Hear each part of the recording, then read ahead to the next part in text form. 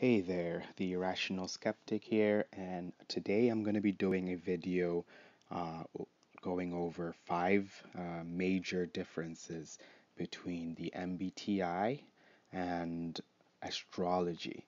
And I'm doing this video mostly because there is a tendency to kind of conflate the two. Uh, I would call them systems of describing behavior, but one is more rooted in reality than the other. And I would like to go over that today. Um, but just before I get into that, I want to uh, go over the astrological zodiac traits. So uh, we have Aries, Taurus, Gemini, Cancer, Leo, Virgo, Libra, Scorpio, Sagittarius, Capricorn, Aquarius, and Pisces. These are the 12 zodiac signs, and in the MBTI we have 16 types. Um, I will not list all of them. I will assume that uh, those that have knowledge of Myers-Briggs will already know that. And um, but just to give a brief example of what I'm going to be talking about, we have I'm going to go over some descriptions of uh, Aries, for example. We have adventurous and energetic, uh, enthusiastic and confident, dynamic and quick-witted. The Taurus, we have persistent and determined, warm-hearted and loving. Uh, Sagittarius, we have optimistic and freedom-loving, jovial and good-humored. So if you see, we're just for a quick example here, we have Sagittarius being both optimistic and freedom loving, and Aries being adventurous and energetic. And we could almost say that these are synonyms for each other. Jovial and good humored for Sagittarius, enthusiastic for Aries. We can almost substitute those and they would apply to both. So we can see just how vague um, the astrological uh, zodiac traits are. It's a very vague system uh, in general. But I'm going to go over the five differences and briefly describe uh, why you basically cannot conflate the MBTI and astrology. So, astrology is too broad, and MBTI is more specific. What do I mean by this? Astrology does not pinpoint any particular thing about people with a Gemini sign, for example.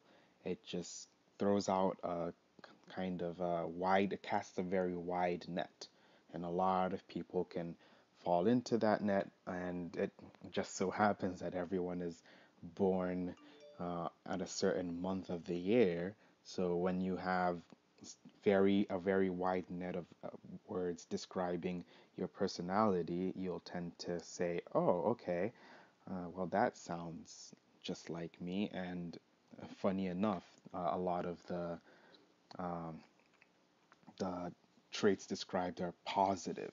So everyone would want to see themselves in a positive light. This is a failure of astrology. But yeah, it more lies in it being too broad. MBTI is more specific in that it tells you it's based on a theory that has functional preferences. So these functional preferences are thinking, feeling, intuition, and sensation. So you already see that it has found a ground, it's more grounded and down to earth. It's not based on the words charitable or amiable and whatnot. It's not, it doesn't start from the descriptive and then try to pin down to the person afterwards. MBTI does the opposite. It starts from the functional preferences and then it tries to uh, generalize to a more specific situations, which is, of course, also a difficulty of the MBTI in itself. The second reason would be MBTI being rooted in observed cases. So the MBTI uh, does have studies. It does have data that Myers-Briggs, um, when they had formulated the system, they had pooled data. So there are cases where, let's say, um, let's just for example say an ESFJ. This is an extroverted feeler uh, as the dominant function. Second function would be introverted sensing.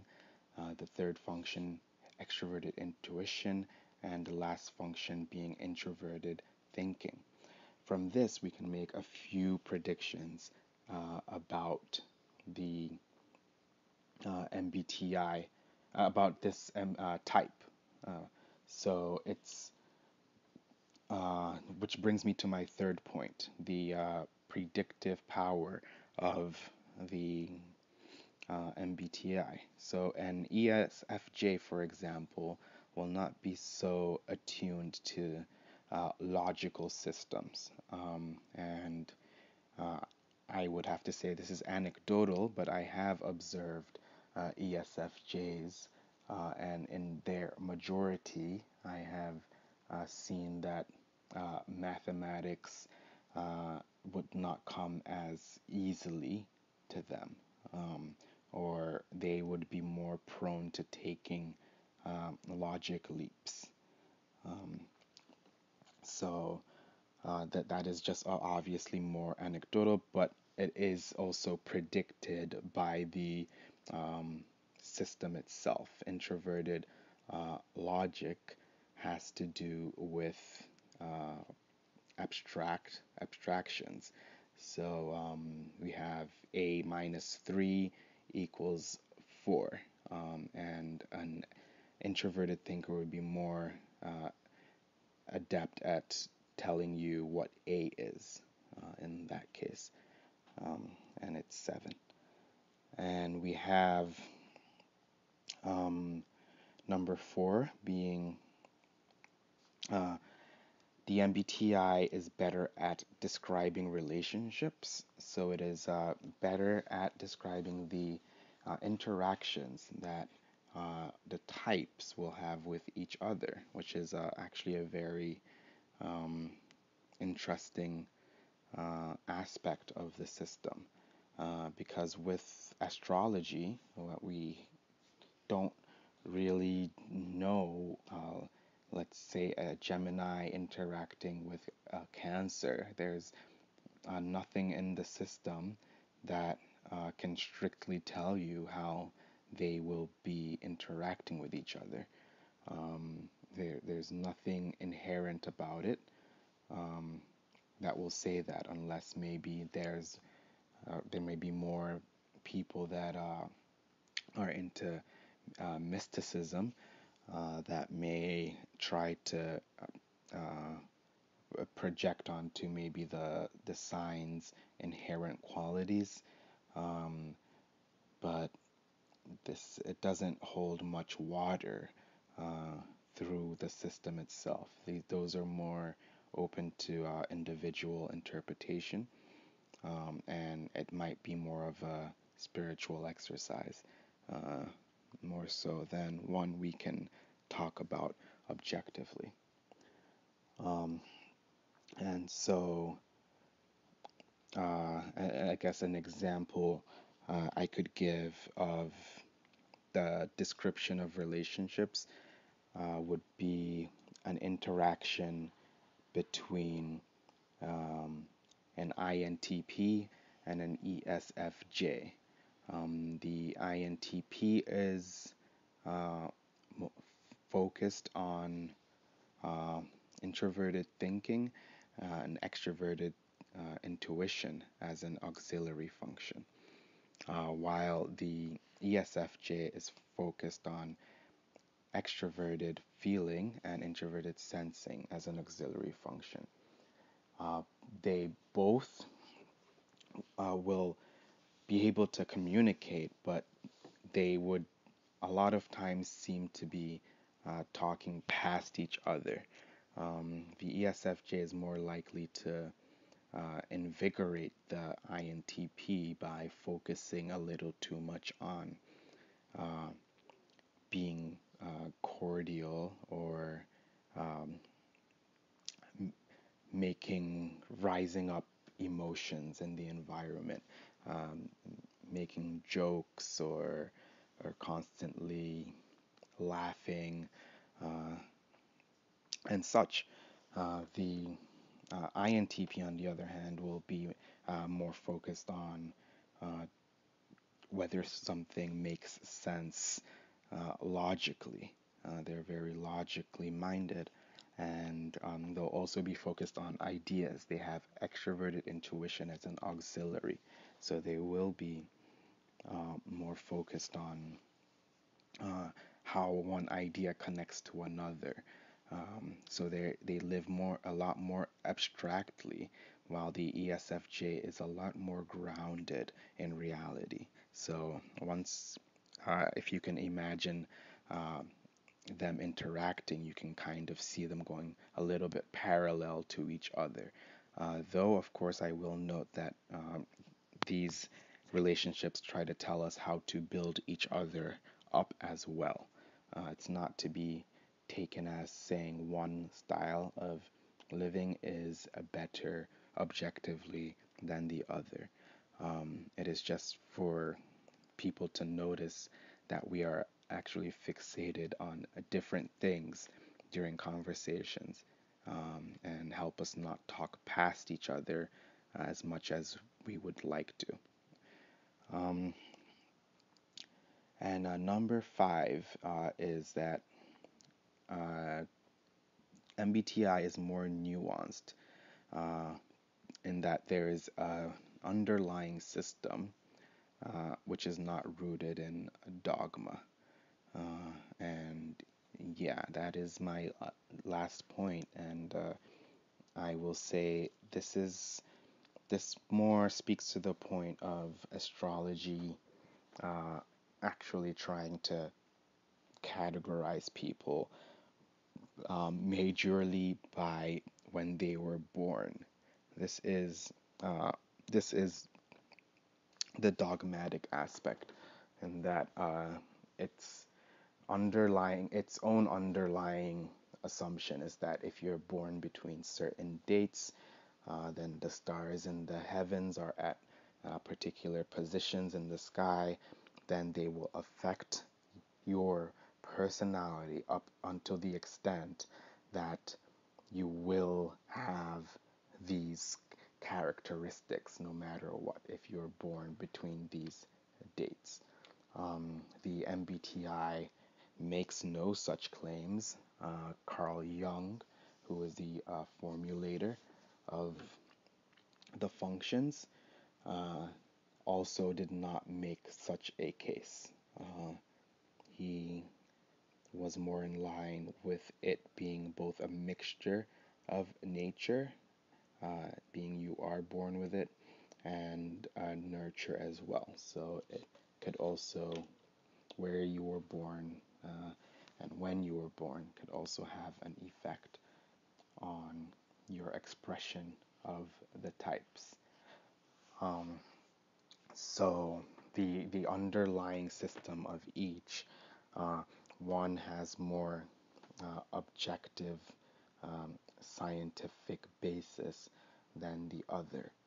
Um, yeah, the But I wouldn't like to dismiss astrology completely. And this is the part where I will speak to the somehow the advantages of astrology. It kind of brought people into thinking a little bit more about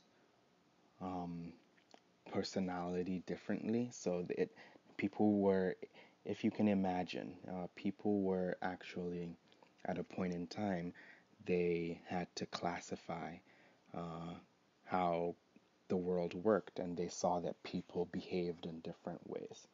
Uh, and in having nothing more concrete to ground where they thought these behaviors were coming from, or these repeatable characteristics were coming from, they naturally looked up to the sky, and that they found their basis. So that was their objective basis for naming the different stars, and then using these stars to then say that they have some sort of direct causal link to each human born on the earth. But this is far-fetched, and which is why I would say the MBTI is a more scientifically valid system of typology, or description of human behavior. And that will be it. I will stop the video here. Um, Please, you can like, subscribe below, and thank you for listening. The Irrational Skeptic signing off.